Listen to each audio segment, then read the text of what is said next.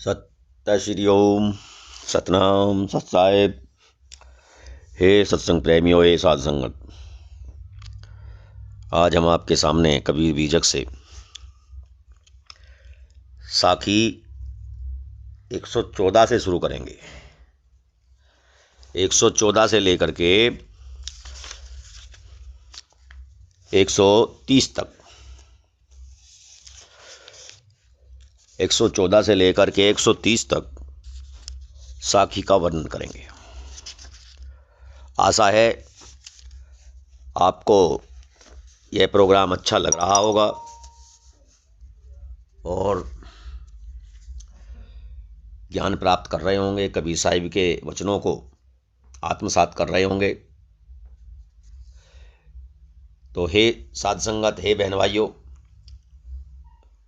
यदि आपको हमारा प्रोग्राम सही लग रहा है, जानकारी जो हम आपको प्रदान कर रहे हैं वो सही लग रही है, पसंद आ रही है, तो कृपा करके चैनल को सब्सक्राइब करें, लाइक कमेंट करें और शेयर भी करें। तो चलते हैं साखी 114 से। रतन का जतन करूं माड़ी का सिंगार, आया कबीरा फिर गया झूठा है हंकार। मानुष जन्म दुर्लभ है बहुरी ने दूजी बार, पक्का फल जो गिर पड़ा बहुरी ने लागे डार।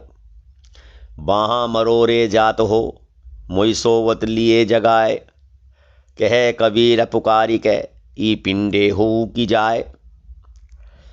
सतगुरु कबीर साहिब कहते हैं कि चेतन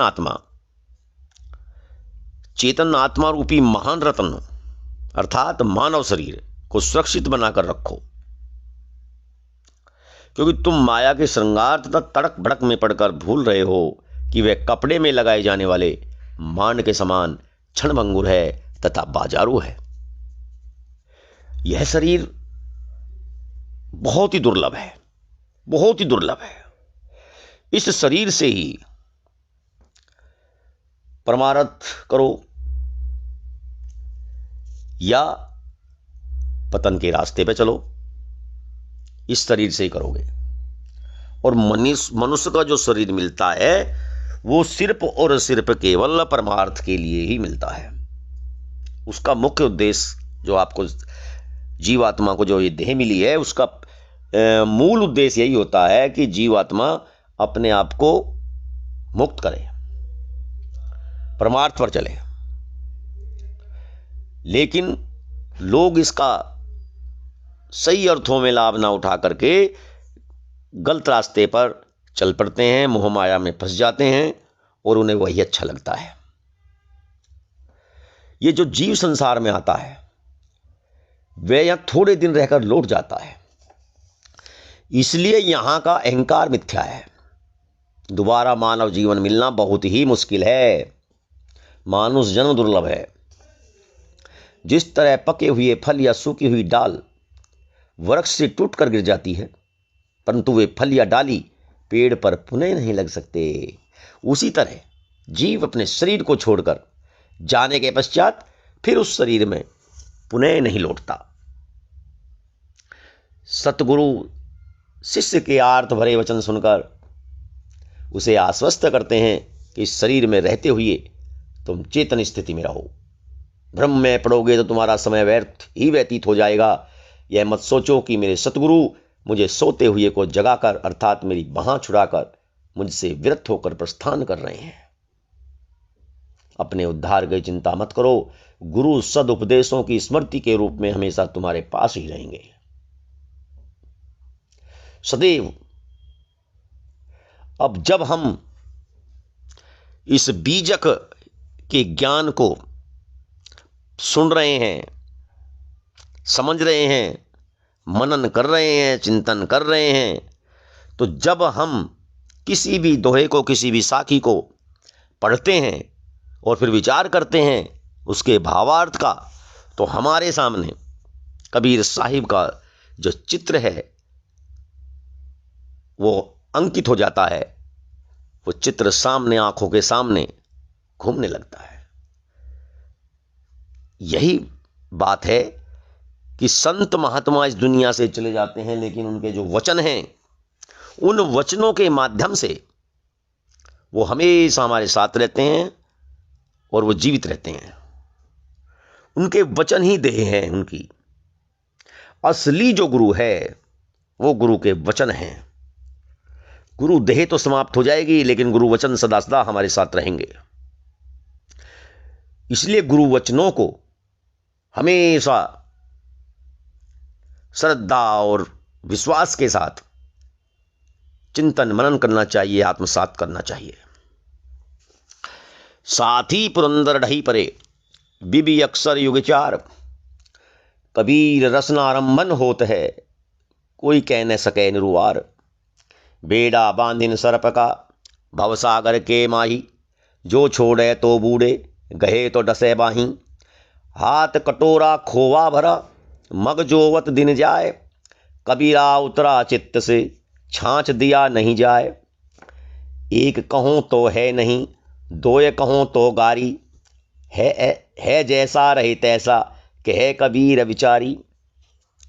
सतगुरु कबीर साहिब कहते हैं कि हर स्थान पर वाक जाल फैला हुआ है, परंतु सत्य या असत्य का निर्णय करके बंधनों से मुक्त होने की कोई सोचता ही नहीं।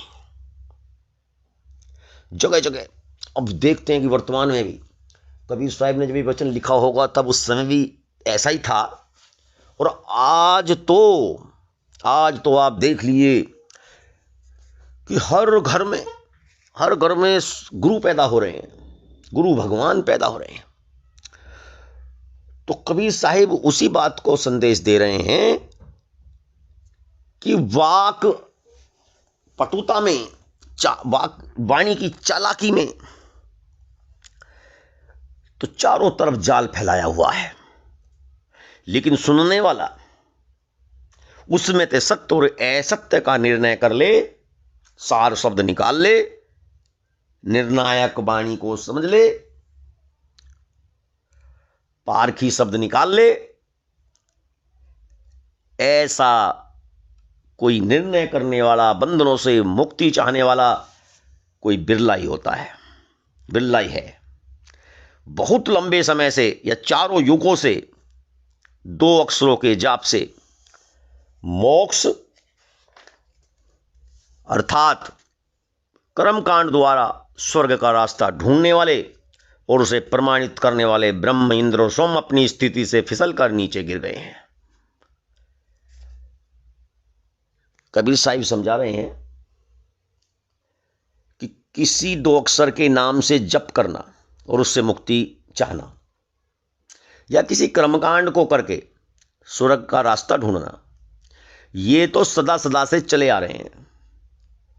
और जिस की हम पूजा पाठ करते हैं, कर्मकांड करते हैं, ब्रह्मा इंद्र आदि देवता, वो भी फिसल कर नीचे गिर जाते हैं, तो दूसरों को क्या मुक्ति प्रदान करेंगे, दूसरों को क्या भला करेंगे? यह संदेश देना चाहते हैं। कई लोग तो सर्पों का बेड़ा बनाकर समुद्र पार करने लगे हैं, परंतु यदि वे सांपों को छोड़ देंगे तो डूब जाएंगे। इसके साथ साथ यदि वे सांपों को पकड़े रहेंगे तो सर्प उन्हें डस लेंगे। इस प्रकार हाथों में काटने का डर भी है और पार उतरने की लालसा भी है। ये तो अर्थ है। अब भावार्थ सुनिए।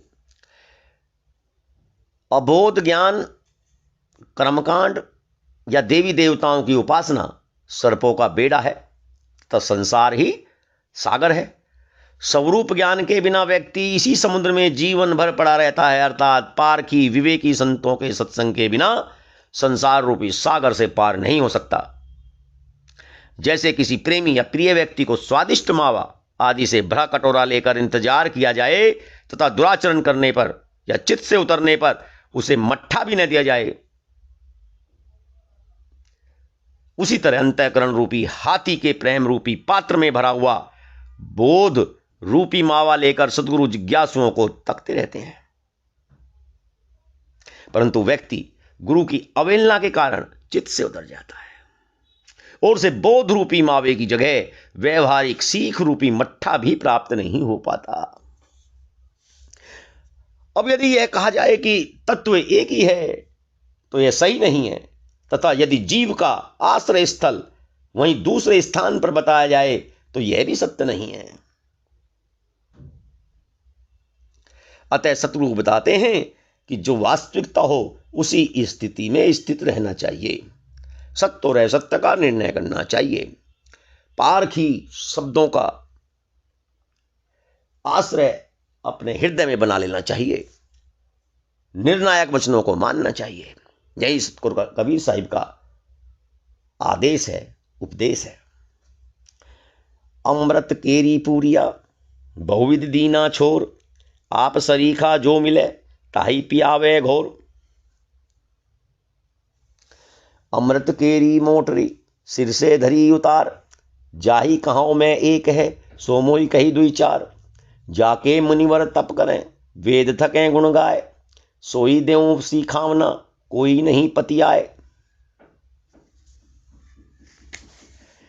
सतगुरु कबीर साहिब बताते हैं कि मैंने तो अविनाशी जीव के स्वरूप ज्ञान, स्वरूप स्थिति गठरी खोलकर रख दी है। हे विवेकधारियों, यदि तुम्हें कोई सत्पात्र तुम्हारे जैसा ही मिले तो उसे भी घोलकर पिला देना। इस अमृत रूपी गठरी को मनुष्यों ने अलग रख दिया है, सिर से धरी उतार। स्वतंत्र विचार और इच्छा त्याग को भूल गए हैं। इतना ही नहीं, सच्चाई बतलाने पर डांट पड़ती है, अर्थात यह कहना कि जीव ही सत्य है, इसलिए समस्त इच्छाओं को छोड़कर निज स्वरूप में स्थित रहो, इसे सब गलत समझते हैं। और जीव के ऊपर 2-4 देवी देवताओं की बात करते हैं। कहने का अभिप्राय है कि जिस स्वरूप ज्ञान, स्वरूप स्थिति या मोक्ष की प्राप्ति हेतु श्रेष्ठ मुनिजनों ने तपस्या की तथा वेदों ने अनंत ज्ञान का गुणगान किया, उसी की शिक्षा देता हूं, परंतु कोई मानता ही नहीं। तो आज का यह सत्संग कार्यक्रम यहीं समापन करते हैं। कल तक के लिए सत्य श्री ओम, सतनाम, सत साहिब।